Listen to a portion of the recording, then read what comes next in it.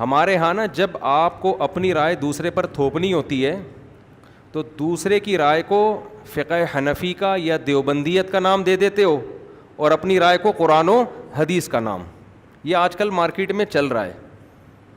میرا جی T V میں interview تھا, طلاق کے مسائل پر بات چل رہی تھی. انہوں نے مجھ سے سوال پوچھا, انہوں نے کہا فقہ حنفی میں 3 طلاقیں کتنی ہوتی ہیں؟ 3 ہوتی ہیں.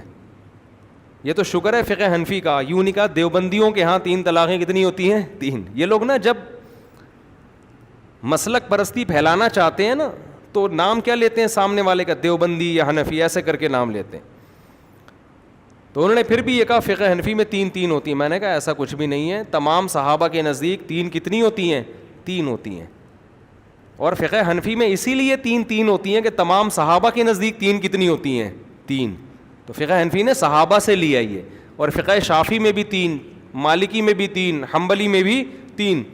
سننے میں آ رہا ہے کہ سعودی عرب کی گورنمنٹ نے 3 طلاق کا قانون بھی چینج کر دیا ہے. واللہ عالم, میرے پاس کوئی مستند دلیل نہیں ہے, لیکن یوٹیوب پہ اس قسم کے کلپ آ رہے ہیں.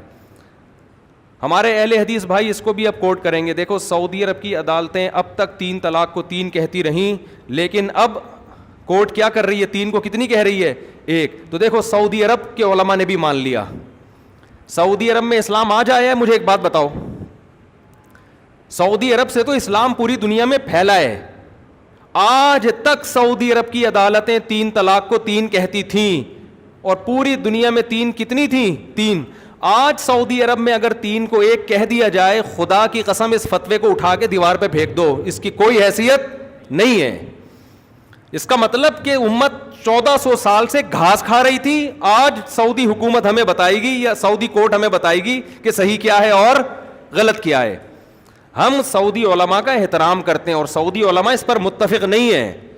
سعودی عرب میں جب یہ قانون بنا تھا نا, کہ جب بعض علماء نے فتویٰ دیا تھا کہ 3 1 ہوتی ہیں, وہیں کے بہت سے علماء نے اس کے خلاف احتجاج کیا تھا.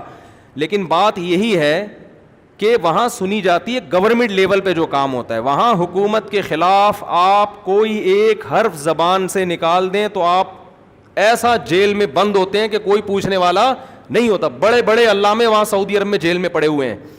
تو اس لیے آج کل جو یوٹیوب پہ بعض اہل حدیث علماء یا بعض سلفی علماء بار بار ائمہ حرمین کا حوالہ اور سعودیہ کا حوالہ اور شیخ بن باز کا حوالہ, یہ سارے علماء ہمارے لیے قابل احترام ہیں, لیکن یہ حوالے آپ نہ دیں, کیونکہ سعودی عرب میں چلتی کس کی ہے؟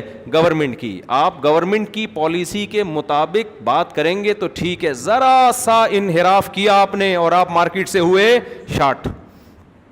سمجھتے ہو؟